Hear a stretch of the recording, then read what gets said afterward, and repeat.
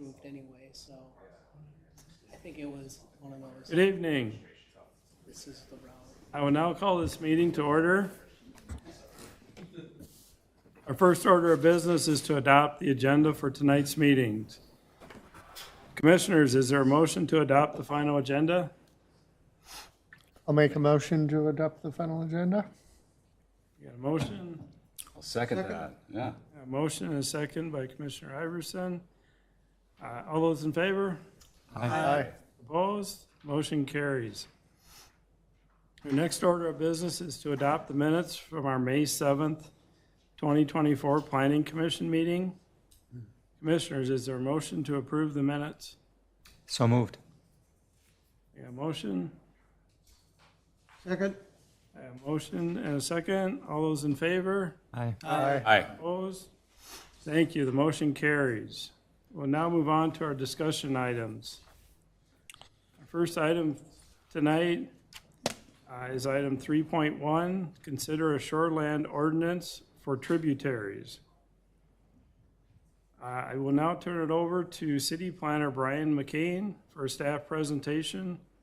Then I will open a public hearing for those in the chambers this evening that wish to speak on this request. Thank you, Chair and Commissioners. Yes, tonight we do have a public hearing for a shoreland ordinance related to our tributaries section. So a little background, we communicated with the DNR on a recent project adjacent to a tributary, and the DNR area hydrologist noticed that the review of the development did not have the consistent standards with their model ordinance related to lot widths for lots near tributaries in our shoreland area. So this is what our current ordinance reads. It says if within 1,000 feet from the ordinary high water level of a lake or pond, the lot area and lot width shall adhere to the shoreland standards for that lake classification. That still holds true after the proposed ordinance. This section seems to just simply be repeating itself for the standards listed above. And then it goes on to say, in all other circumstances, the lot area and width shall adhere to the underlying zoning regulations. This is also still true with our current shoreland ordinance. So all in all, this entire portion is proposed to be stricken, and then with a standard minimum lot width of 75 feet. This was the recommended change from our area hydrologist, and it makes sense to staff. So that is the proposed ordinance for this evening. For the public hearing, it was published in the Chanhassen Villager during their final edition last month. Individual notices were not required because this is a city-wide ordinance change, and it's not affecting an individual property. The notice was also posted on the city's website, in the monitor, in the lobby, and we did not receive any comments on the request prior to tonight's meeting. So with that, I have some sample motions for you for consideration of this item, and staff can stand for questions. Thank you. I will now open the public hearing. Is there anyone in the chambers this evening who would wish to comment on this item? Seeing no one in the chamber tonight that would like to comment, could I get a motion to close the public hearing? So moved. A motion, could I get a second? Second. Motion and a second. All those in favor? Aye. Opposed? Motion carries. I will now open the floor for the Planning Commission to discuss. Commissioners, any comments or questions for staff? Why 75 feet? I believe that is just their standard in the model ordinance, so they just want to see it reflected in ours. So we came up with a couple of lots that needed to be 70 feet. What would happen? Then they would have to receive a variance for those or a PUD, which is typical for us. We rezone a lot of properties to PUD, and a lot of our developments within shoreland areas necessitate the PUD anyway, based on lot size or exceeding the density minimum with the tier analysis that we've discussed in the past. So there are other methods for approval. And any of the exist would just be grandfathered in if they were under. Okay. Correct. That was gonna be my last question. Mr. Eric. Well, and like you said, this text is in the section right above, so it is superfluous, Correct. kind of redundant. Okay. Superfluous.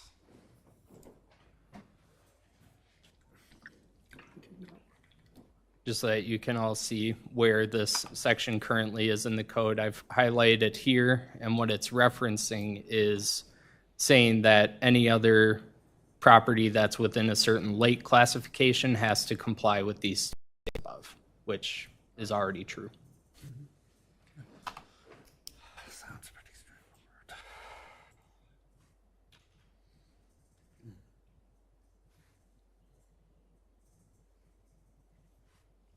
I'd recommend City Council adopt the ordinance in summary publication to amend section 22-6 of the zoning code. Second. I have a motion made by Commissioner Pedersen, second by Commissioner Recius. All those in favor? Aye. Opposed? Thank you. The motion carries. Our final item for discussion and action tonight is item 3.2, a public hearing for final plat, final PUD, and comprehensive plan amendment for Hunters Brook Creekside Third Edition. I will now turn it over to City Planner Brian McCain for staff presentation. Then I will open a public hearing for those in the chambers this evening that wish to speak on this request. Thank you, Chair and Commissioners. Yes, tonight we have 3 applications from Tradition Development for Hunters Brook Creekside Third Edition. They're requesting a final plat approval for the Third Edition, a planned unit development rezoning, and a comprehensive plan amendment. So as you're all aware, we have 3 stages with our major subdivision or platting process. So they are on the final stage for this Third Edition, which includes review of the final details of the development, finalizing the development agreement, and other associated approvals. And a little background for this development, the Hunters Brook development, where this originally started off, was had gone through the sketch plan review process back in November of 2020. Since then, they have since applied for a revised preliminary plat based on Met Council guidance to meet the density requirement back in October of last year, where they also received final approvals for their first edition, and the second edition was recently approved by the City Council back in February. Existing conditions of the property: it's a current vacant wooded parcel with the West Chaska Creek running through the north area. They do have grading and tree clearing currently ongoing. If you've driven out there, this was approved with a grading agreement by the City Council just a few weeks ago. And then the final plat that they're showing this evening would be for 10 single-family residential units with 2 private drives, so 5 lots on each drive. It's currently zoned PUD with the Hunters Brook development. They are requesting different standards here, necessitating the rezoning from PUD to a different PUD. The property itself is a little over 21 acres with only 6.38 actually being disturbed. So they are not disturbing approximately 15 acres of those trees that you've seen. The property is guided for 2.25 to 6 units per acre per our low density residential. So when we're looking at those 10 lots over 6.38 acres, the density only comes out to 1.56. As you may recall, a while ago, we had discussed with the Metropolitan Council the issue of density at final plat, and the recommended guidance was to go through the revised preliminary plat process, which the applicant did.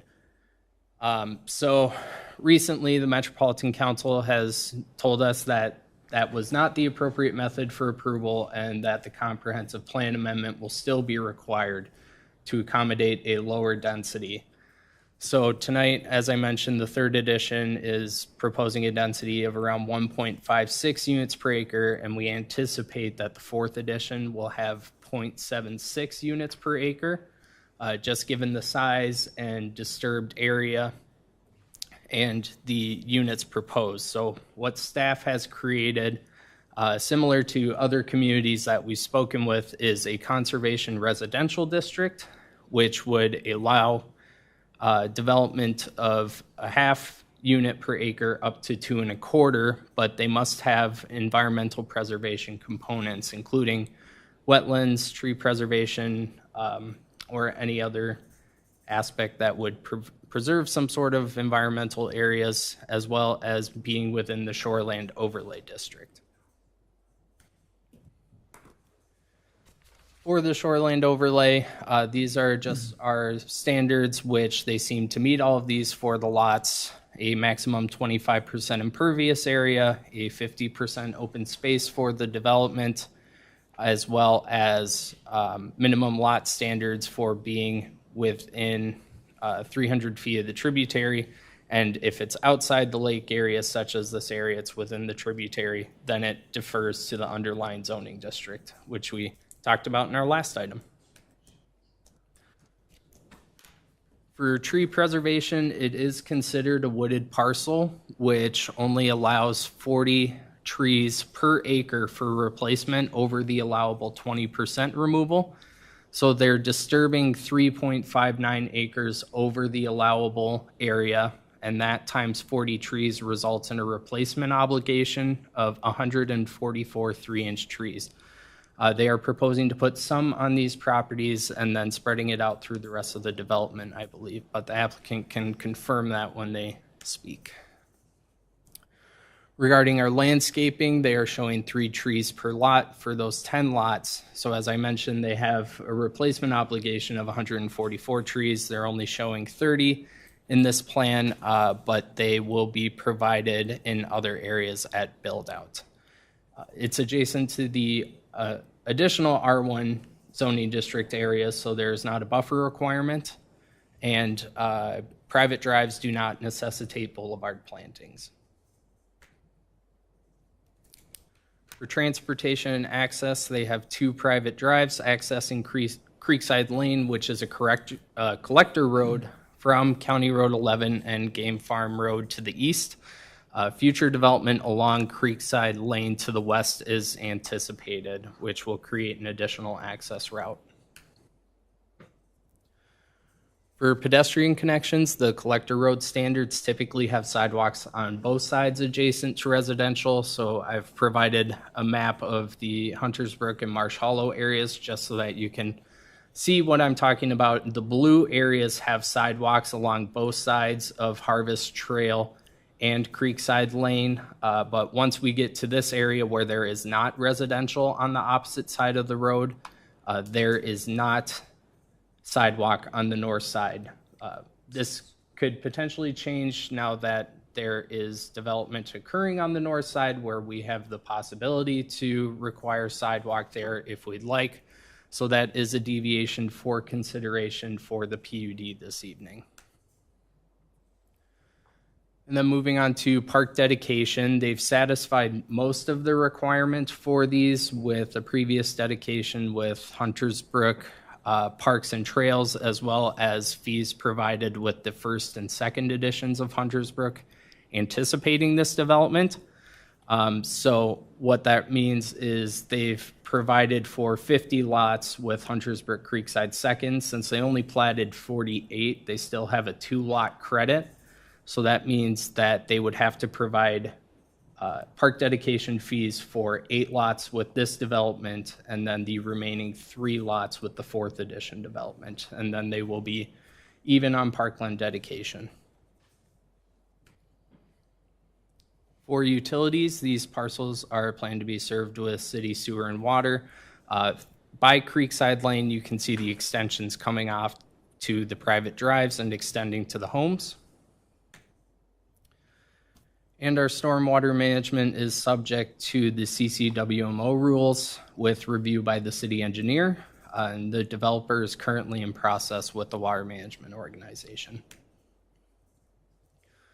So as you know, our planned unit development process is to allow innovative, creative, and flexible development that is sensitive to environmental, cultural, and economic considerations in partnership with public values as outlined in the comprehensive plan.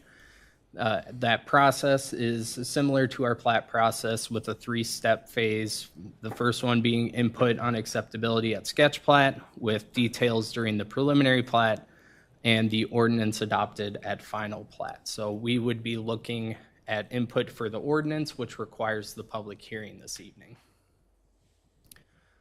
As I've touched on, we have 2 PUD deviations proposed. Our standard for private drives only allows a maximum of 3 single-family homes on a private drive. They are proposing 5 lots per private drive in this instance. And then the trail along the collector road that I mentioned, which is not shown on the north side of Creekside Lane for this development. Otherwise, the general bulk standards will comply with our R1 low-density residential and the Shoreland Overlay District. Here is just a breakdown of their preliminary plat requirements and what has been satisfied or currently in the works, which is every item on this list. They're required to go into a development agreement with us. The annexation was approved. It's subject to rezoning. Just your boilerplate preliminary plat standards, nothing too unique with this. And then for consideration of the final plat, if the Planning Commission decides to recommend approval of the final plat and associated applications, we do have a list of conditional approvals, including the approval of the comprehensive plan amendment by the Metropolitan Council. That's the big one. We've already spoken with our Metropolitan Council sector rep on this proposal, and they have accepted or generally would approve this request if it comes through. So just so that you're aware of all that. Otherwise, the remaining standards are all boilerplate with our final plats as well. So for that, I have 3 sample motions for you this evening for consideration. Staff can stand for questions, and the applicants are in the audience this evening. Thank you, Brian. Does the applicant wish to speak?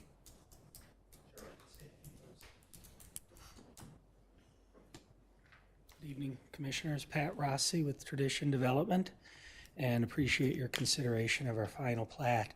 As you know, we've been out here a number of times to speak with you about this project and work closely with staff to find a project and a layout that balances development with the preservation of the trees on the site. It's quite a heavily wooded site, and we started out with a plan that had quite a number of units. I think we were north of 45 units at one time. That would have had quite an impact on the trees to the point we were bumping up against the limit of removals. So we worked with staff, we went back, came up with a completely different design, and now have these, I guess I'll call them close to an acre in site, in size for the 10 parcels there. And I think the plan does a wonderful job of preserving the majority of the trees. I don't think Brian mentioned it, but I think in terms of the total coverage on the site, we're preserving 59% of the tree area out there. So balancing act, and we're happy to go through it, and I think we've got a good project here for you. So we're here for any questions, and have Dave Nash from Alliant, who was intimately involved with the tree preservation efforts there as well. Thank you, Pat. Thanks. I will now open the public hearing.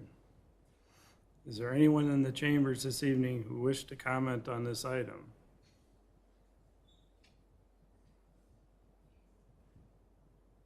Hearing no additional public comment, Commissioners, may I have a motion to close the public hearing?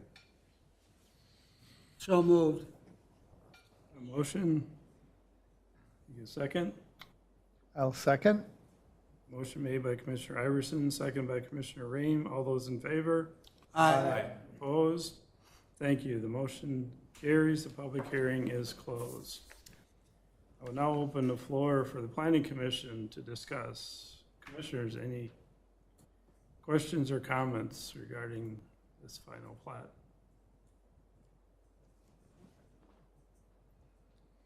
I have a question.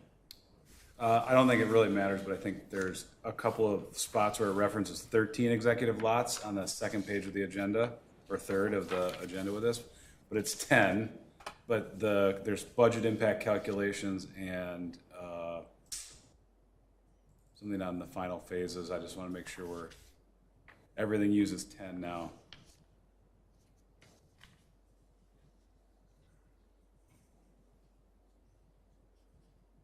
It's on the next page, I think. There you go. Under parks, Under parks. and then one under budget impact. Yes, to clarify that, so for the parkland dedication requirement, as I mentioned, it's listed as the remaining 13 executive lots. That probably could be changed to 11 since we are having that 2-lot reduction from previous editions of Hunter's Brook, so that's a good suggestion. Is it not 10? Yes, so, sorry, this feedback is throwing me off. So there are 13 lots remaining between 3rd and 4th edition. This edition will be 10, 4th edition will be 3 lots. And so I was just clarifying that for the remaining parkland for the entire development, it would be Got it. 13 lots. But yes, the plat tonight is just for 10 lots. Understood. Okay. Thank you. The other question was the comp plan amendment suggestions. Are those suggested to cover this situation specifically and try to limit where else and how else those limitations could be used? Or are those meant to generally be used going forward? Technically both. So it's meant to accommodate this instance, but it can also be used in some future areas. Now, the scope of where this can be used is pretty limited. So just to give you some example, here is the essentially unannexed portion of the city that's guided for residential development. Now, for another development to receive this comprehensive plan amendment, they need to be within 300 feet of this tributary because we don't have any other lakes out further west. So it really is strictly limited to areas along this tributary here. My only question or point on that was that it could be further limited by saying less than 50% of the land could be developed on the site, because I think they're developing less than 50% of the land, or some ratio to further limit it if we would care to or consider. I don't know what anybody else thinks about that. Yeah, absolutely. That's a reasonable addition to the comprehensive plan amendment if the plan commission feels like it should be added. That's to that shoreline or that new zone that you're creating. Yeah. Yes. Mhm. Yeah, any development that would be outside of 300 feet of this tributary would still be required to meet our minimum density of 2.25. But if they're proposing single-family homes within 300 feet of that, they can have relaxed standards if they're having components of environmental preservation and they're within that tributary area. So when we're looking at future development areas in our future growth areas, it is fairly limited. But it does allow some flexibility to provide for environmental preservation in the future.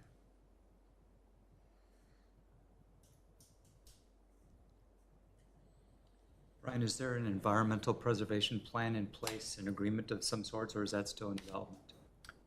That is still in development. And when is that going to be finalized? So related to this project specifically or overall for Specifically future? For this project? Well, this would be the time to include it as some sort of condition of approval.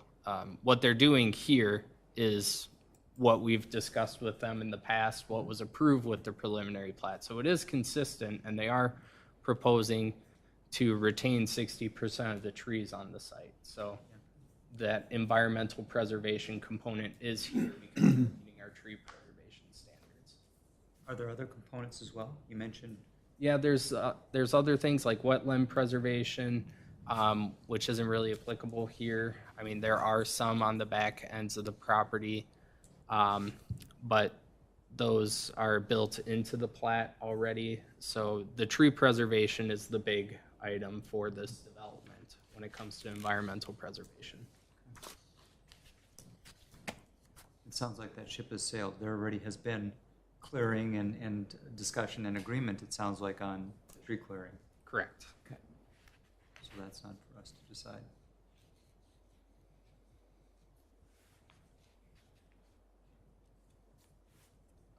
I've got a different line of questions regarding the private road 3. What was the historical context for why we've had 3 and now we're considering 5? I mean, I can understand why 5 in this particular case, but history too. Sure. I think context-wise, why it was limited to 3 was to prevent having larger developments on private drives. I know that the standard is 3 single-family homes and 12 townhomes. And so we didn't want to have developments, lining large, thin private drives without parking for large densities. And so that's contextually why that ordinance is in place now. But the deviation for this, I believe for them, it just makes sense market-wise to create a new type of housing that we don't have in the city, these large estate lots that are about an acre in size and have a lot of these components of environmental preservation. These are going to be large, beautiful lots with the trees and the lake, or not the lake, the tributary in the back. So I believe that's just part of their market study for requesting the 5 lots on each drive. And Pat, feel free to chime in if I'm wrong on that.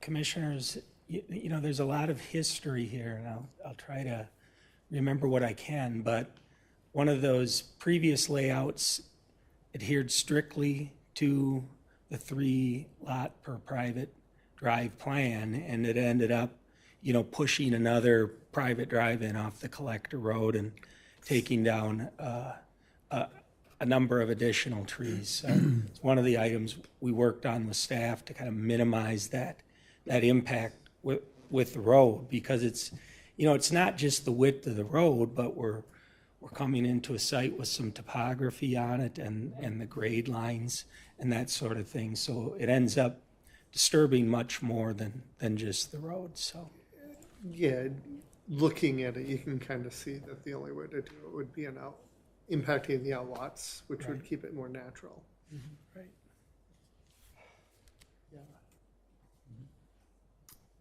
And we have reviewed it in terms of, fire safety. Chief has reviewed and signed up. I Correct. know there was a bunch of additional back and forth questions from our team. All of those have been reasonably addressed Yes. in terms of I believe lining up responses. a lot of the discussion at preliminary plat with the planning commission revolved around on-street parking for the public or for the private streets. Those will be signed, no parking, and there will not be parking allowed on the private drives. They'll have to park on the individual lots. And I know previously the services with the private drive was one of the considerations, and that apparently that's been resolved. Correct. Correct. Talk about pathway or sidewalks going to the north. Do these private drives also have pathway on them? I don't know, I might have missed that. Yeah, so they are not proposing pathways adjacent to the private drives. It's not a requirement that we have for private drives. They are showing 2 crosswalks, though, that would cross Creekside Lane and connect to the existing sidewalk that we have on the south side there.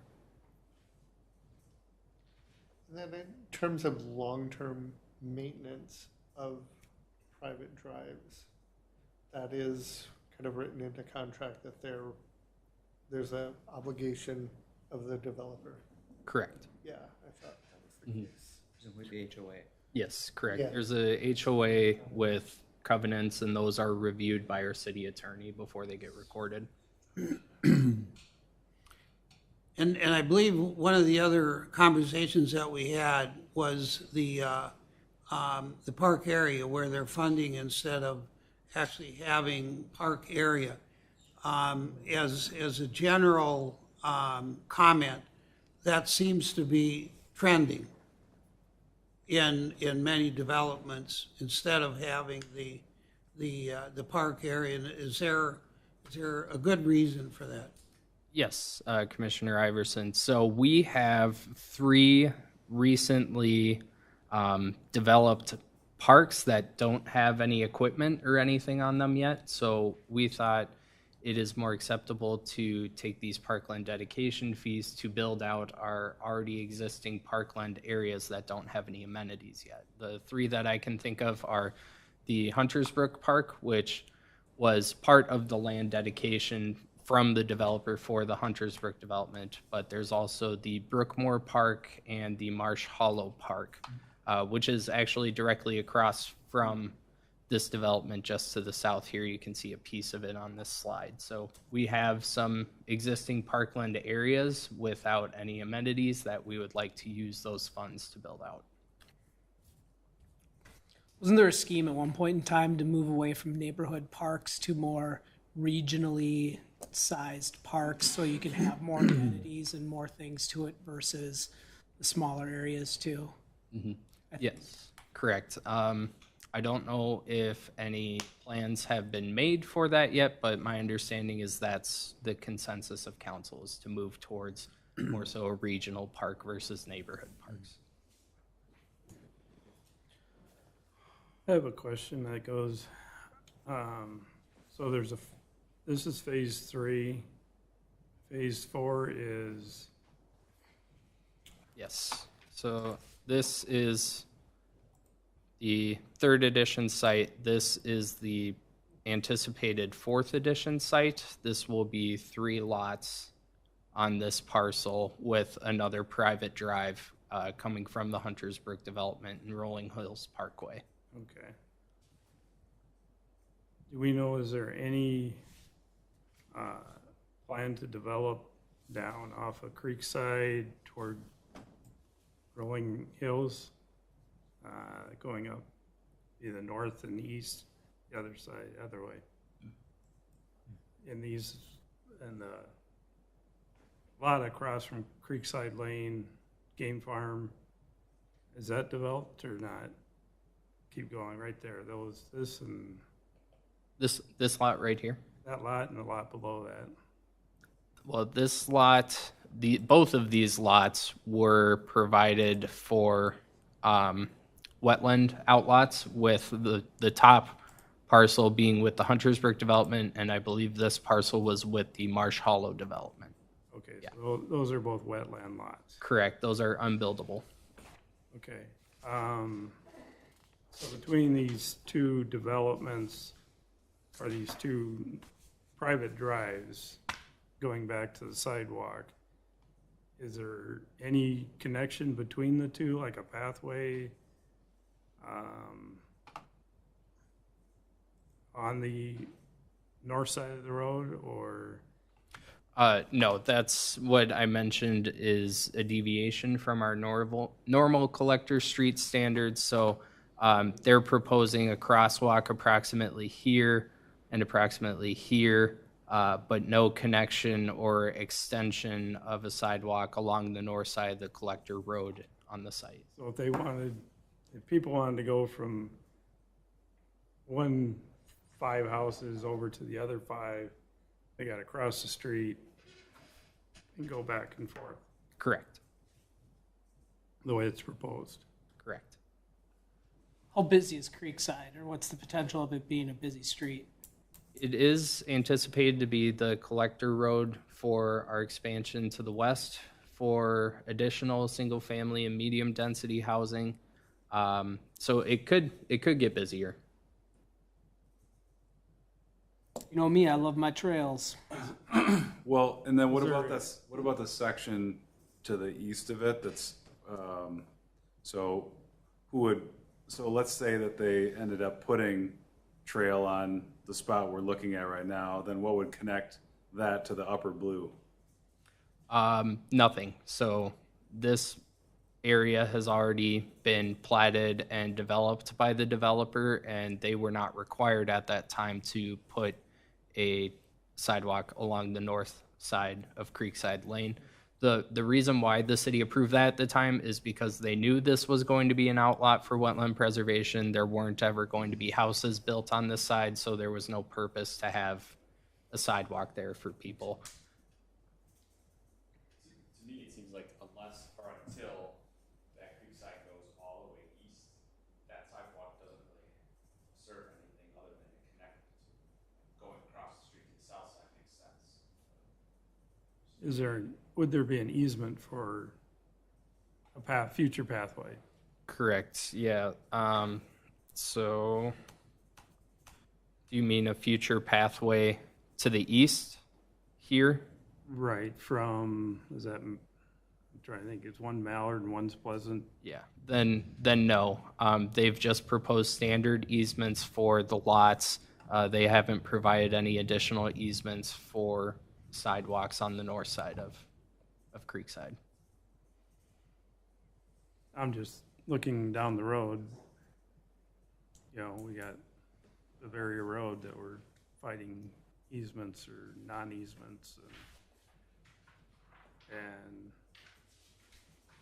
looking, when that does get developed and there's more traffic, would it just make more sense to be able to have an easement there future? Doesn't have to be put in, but if city decides down the road they want to put it, they don't have to come and take property away. Sure. Try to. Yeah, and that's a condition of final plat approval that you can add to the approving resolution if you desire. I think that's a great idea because it kind of, without the sidewalk to the other side of it, it's kind of like, where does the sidewalk start if you need it on that busy spot? And those residents can kind of get to, I guess the other ones wouldn't be able to walk there because they would be blocked off and have to cross.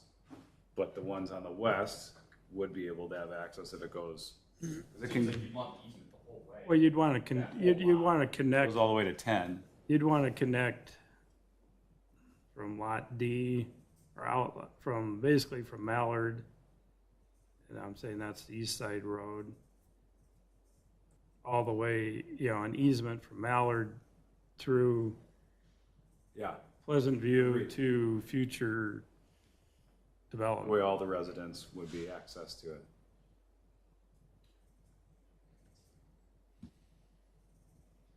And it would technically eventually connect those two developments and then down the road if they, and then you could really just have maybe one, at some point have one crosswalk versus two. Yeah. I think Pat Rossi here is going to give us a little more context on the north side of Creekside. Commissioners, we did discuss a trail at quite a bit of length here a few months ago. And another option of perhaps connecting the two cul-de-sacs with a trail through the woods. So, this development is going to be part of Huntersbrook, and they're going to be part of the association of Huntersbrook, and they're going to be members in the amenity, the facility, the clubhouse and the pools there. So we want them to be able to come up into the main part of the development. What we found out when we were considering this trail, and we were open to that idea, but what we found is when the developer to the south and graded in that road. We gave them half right-of-way easement, half right-of-way is 35 feet, and the road was built out, but I guess it's fair to say it wasn't built to a section that would accommodate a trail adjacent to the road. Typically, you have the center line, the curb, and then there's a relatively flat spot that's approximately 15 foot wide on which to insert the trail.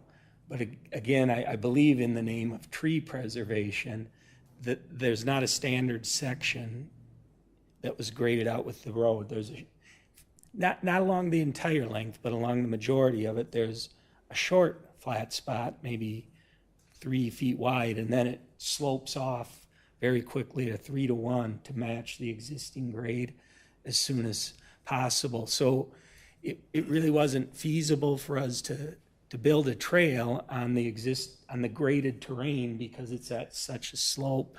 So we were looking at having to do extensive grading on the side of that road, thereby taking out more trees, or, the only other way to do it would be to build a series of walls to build it up and then drop it back down to the trees. So, in discussions with the city, with the 10 houses, and, just not a high number of pedestrians at this time, we thought that it was a good compromise to build a short segment of trail parallel to the collector road, and then the designated crosswalk with the pedestrian ramps at that location. But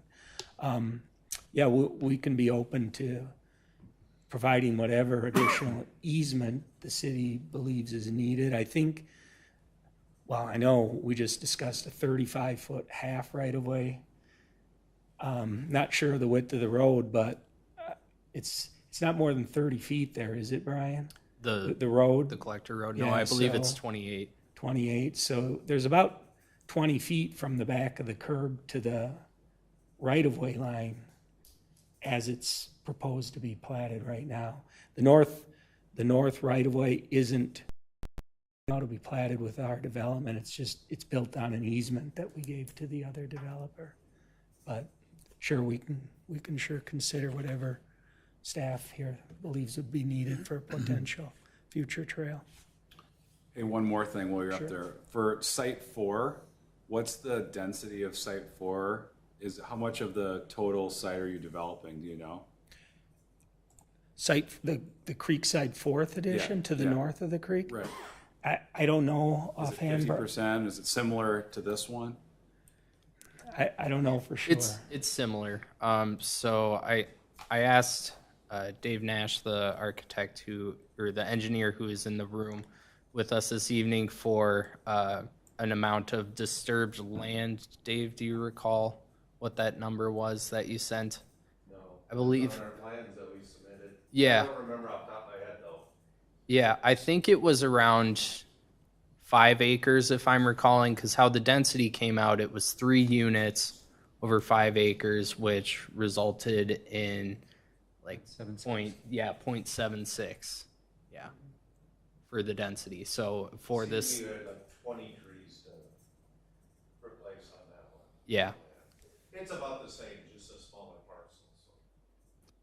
I was just making sure, like, the proposed change to the comprehensive plan covers this similarly without stretching it too widely.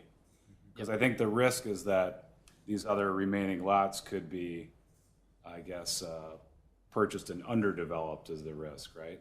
yes.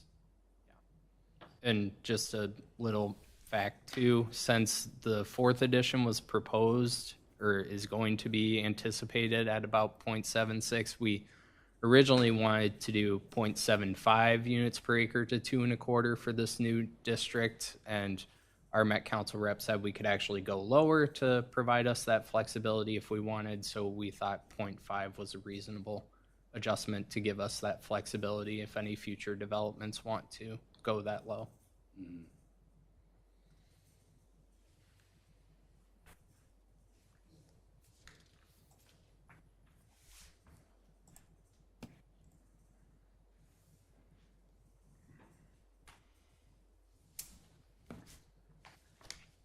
This is above my pay grade, but originally we looked at this and it was 45 units, and it was 13. Now it's 10 or 11 units, 2 more going up. Is it going to fit into the neighborhood? I mean, just aesthetically from a pleasing standpoint, you've got basically condominiums across the street, and then you have, I don't know, $3 million castles on the other side. Is that going to be pleasing to both parties? Well, I think that the way that the site has been preserved, and I've been out there since the clearing has taken place, these homes are back from the roadway, and they're screened for the most part from those existing trees along the Collector Road. I know that our builders are excited about these lots, and they believe there's a strong market for these lots in the Victoria area.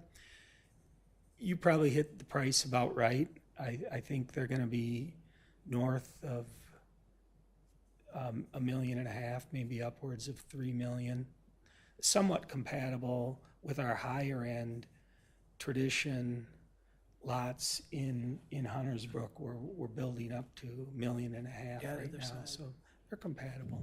Okay. That was just, as I looked through all of it, and it's up for everybody to think about, and preserving the, we'll call it beauty and sanctity of Victoria. Will these fit in properly? And, you know, from what you've said, you've made me feel like, yeah, they will.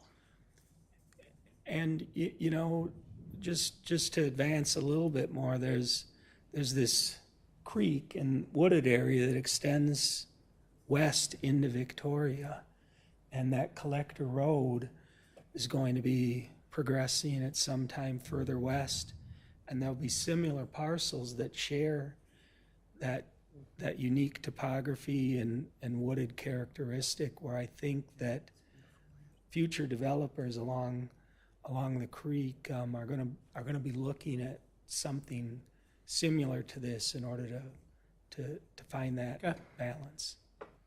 Thank you. Thanks.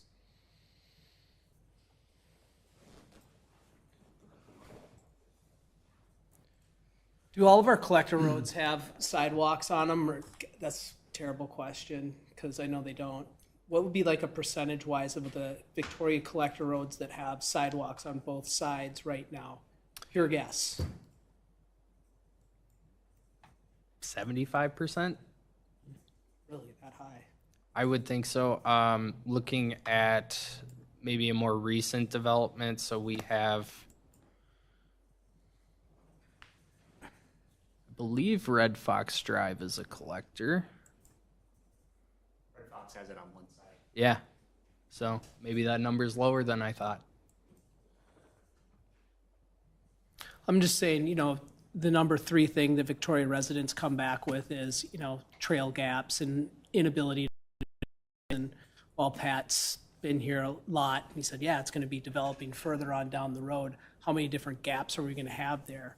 And we do have the trail on the south side of the street, or south side of the collector road. And it seems that that's pretty common with collector roads in Victoria, to only have trail service on one side of the road. It seems to me like the county roads are the ones that have dual sidewalks, and even not all of those are covered with that. But anyway, as being the trail guy, I think I'm comfortable with going with, at this stage in the game, a single sidewalk on one side, possible concessions with an easement for the north. I'll be dead and gone by the time they're going to be developing that, but Oh, Christian. I don't think so. all right, maybe not. Maybe just gone. That's the only thing I was thinking, is the easement. I'm Yeah, not looking for the trail. I'm just looking at having the ability to have that capability that 10 years from now, they want to build the wall, you know, kind of like Trying to think what road up off of, they just built the trail from, drawing a blank, up by St. Vic's. We just had one last year along Bavaria. Right, across and the from one- Cannon Development. Right. It wasn't well, there, and now that's super helpful. Right, but then to continue it all the way to 5, we ran into issues Yep. not having that easement. And I'm just saying, down the road, just to have that ability, just to say, okay, yep, we have the easement there. If we decide to throw one in or put one in from Mallard all the way, not back towards the wetland, which the wetland we have the outlot and we would have that. But Hello, Dave Nash with Align Engineering. I'm the project engineer. Couple things. First of all, if you did want a trail along there, trails go go inside the right of way. And that's the city standard. But the other, asking for additional easement, we have a problem with that because we're saving those trees. And because of the county stormwater requirements, we have a conservation easement along that right of way that we have to dedicate to the county as part of our stormwater. If that goes away, then we're gonna take down more trees and add more ponding. So we don't wanna we can't give you more easement without impacting other stuff. but technically, we could put the trail right next to the road. Maybe, I don't know. Yeah, I'm Anyway. not sure the city engineer would recommend that. Is it safe? I don't think anyone would. But if you wanted in the right of way, it probably would be retaining wall, because like Pat said, it slopes off pretty fast. That's why I don't think they graded it to save trees. So putting a trail on that side, you're either looking at wall or taking down a bunch of trees in an area that we've, like I said, had to dedicate to the county as conservation easement. So Thank you. What is the total distance that we're talking about, future idea versus, 'cause I'm not sure, are we talking about a half a mile? Are we talking about a mile? The I mean. the length this- of this yeah, property? Yeah, what is that approximately? And then we're talking about extending that out. Less So than it's a, quarter mile. yeah. And then if that Creekside Lane were to extend out into this future that's, what would that be in terms of distance going to the west? Do we even know? Like, No, we don't know how Creekside Lane will function or maneuver through this Yeah, area or- in the future. towards the creek more than, yeah, I would imagine it would. Okay. Sorry, one quick line. On the south side of Creekside, where that green line is there currently sidewalk there? Correct, yeah. It's not shown on here, but this is the Marsh Hollow Park, a envisioned future public park. And this area is seeded now, but along the right-of-way here, there is a sidewalk on the south side of Creekside. So Christian's point, like, there is a connection, there's a trail path, you can't get up and down. So, Silly question. If you provide the easement and it's the city who wants to push the sidewalk in, wouldn't it then be the city's obligation to figure out the problem that they're creating by creating a sidewalk?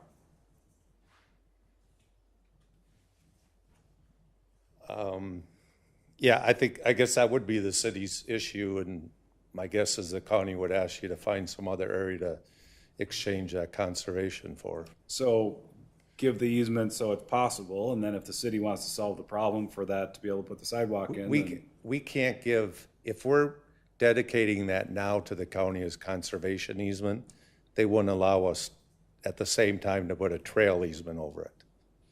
They're conservation easements, they don't want any other encumbrances on it. That's to preserve that area. do you talk to them, Brian? The county? Yeah, about stuff like this? Yeah, so we send them copies of the plans that are adjacent to county roads. When it comes to the watersheds review, which is also through Carver County. That's separate from me. That's city engineer.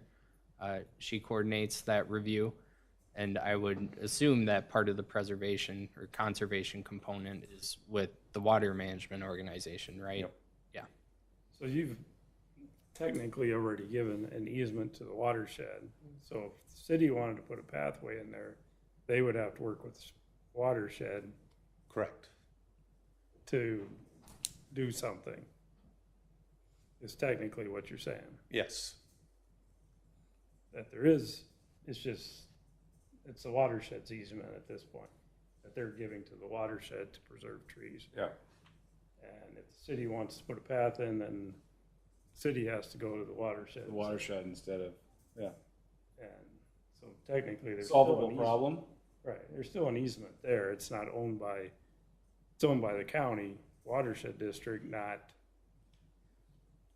the homeowner association or whatever, or an individual homeowner.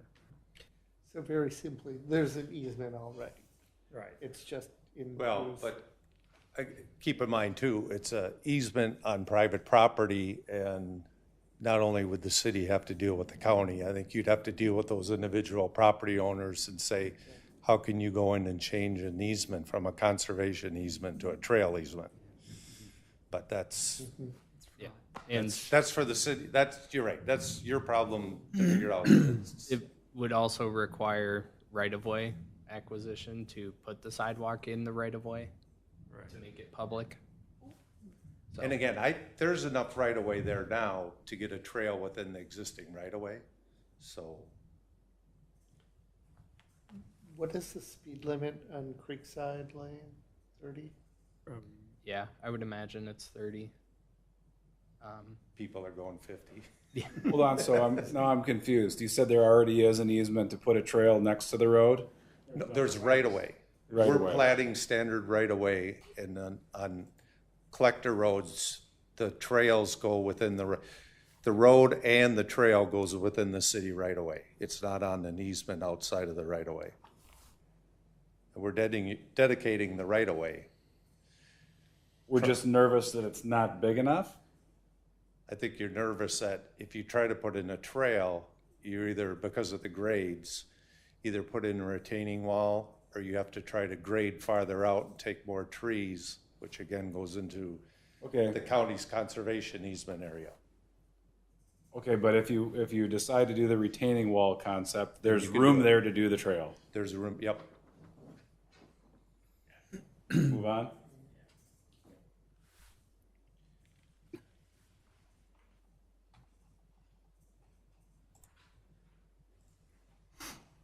Thank you.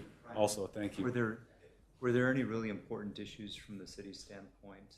If not, I would move that we recommend to the city council that we approve the requested applications for the Huntersville Creekside Third Edition, but with the conditions noted in the city's memorandum. I have a motion. Second.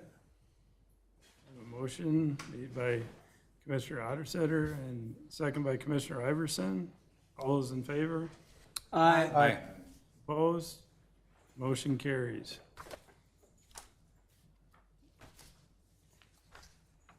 Now, do we have to make a motion on the ordinance or No. comp plan or any of So that? there wasn't a specific resolution or ordinance included with this. This was just an overall encompassing that you're recommending approval of the project and the associated applications for the city council to consider. When the city council see it, they'll break down resolutions and ordinances and individually approve those. Okay. Moving on to the miscellaneous section of our agenda. Staff, do you have any miscellaneous items? Yes, we have only one miscellaneous item for you this evening. We have Travis Brierly with us. He is our new associate planner. So some of you met him before the meeting. So if you haven't got a chance to meet him, maybe do so after the meeting this evening. Thank you. Welcome, Travis. Commissioners, do you have any miscellaneous items? Yeah, I understand Ann is no longer with us on Park and Rec. Fairly major change. Yes, so Anne actually left the city not long after I started a year ago. And since then, we have been looking for a new parks director. We did actually hire Jenna Smith from the city of Bloomington, I believe, to be our parks director. So you may see her around the recreation center if you're over there. She started not long before Travis, I believe. So, yeah, so if you see her around, say hi. We lost Ann like a year ago, but then we lost Holly like a month ago. Correct. And So- I believe she was just filling that position interim or some of the duties without the official interim title. But yes, Holly did go to the city of Maple Grove, I believe. Yep. And a topic that we did talk about before, the official publication, now that the Chan Villager is no longer in print. What is the official? The official city newspaper is the Waconia Sun Patriot. That's right. Thank you. Any other items? Hearing none, can I get a motion to adjourn? I'll make a motion to adjourn. Motion, I'll second that. motion and a second. All those in favor? Aye. Opposed? Motion carries. We are adjourned.